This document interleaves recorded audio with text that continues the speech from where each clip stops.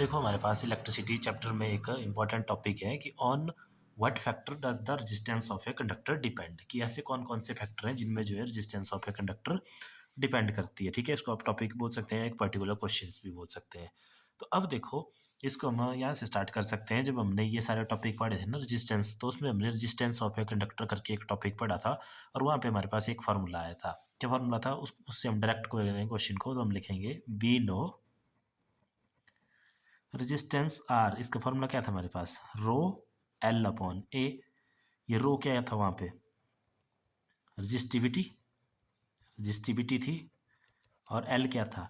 Length of a conductor, और ये क्या था? Area of cross section of conductor. ठीक है, तो इसका मतलब है देखो रेजिस्टेंस मेनली इन तीन फैक्टर पर डिपेंड कर रही है। कौन कौन से फैक्टर आए? तो देखो फर्स्ट फैक्टर आया इसमें हमारे पास लेंथ, कि एक तो ये जो है लेंथ में डिपेंड कर रही है, और दूसरा है हमारे पास इसमें से एरिया ऑफ क्रॉस सेक्शन,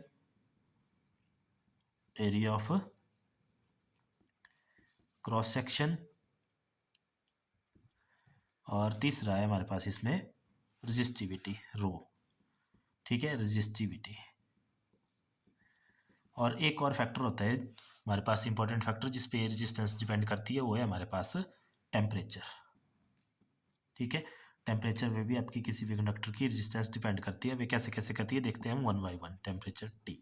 तो देखो लेंथ के साथ अगर आप यहाँ से देखें, मतलब बाकी चीज़ों को भूल जाओ, देखो आर जो है वो डायरेक्टली प्रोपोर्शनल है इस लेंथ के। ठीक है, जब हमने ये सारा टॉपिक किया था तो उसमें भी हमने देखा था कि जो रेजिस्टेंस थी वो डायरेक्टली प्रोपोर्शनल थी लेंथ के। ऊपर है ना, देखो ये। ठीक है, तो इसका मतलब R is directly proportional to L length. इसका मतलब क्या है कि as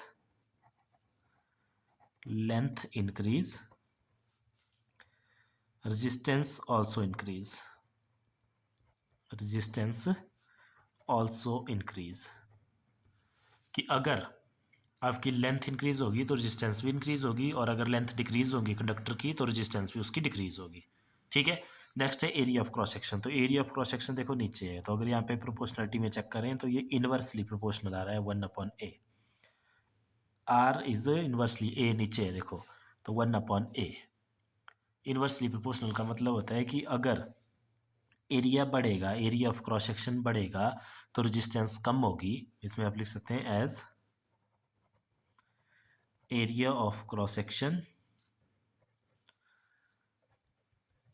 increase then resistance will decrease, then resistance will decrease। और अगर एरिया ऑफ क्रॉस सेक्शन जो है डिक्रीज करेगा तब रेजिस्टेंस इंक्रीज होगी।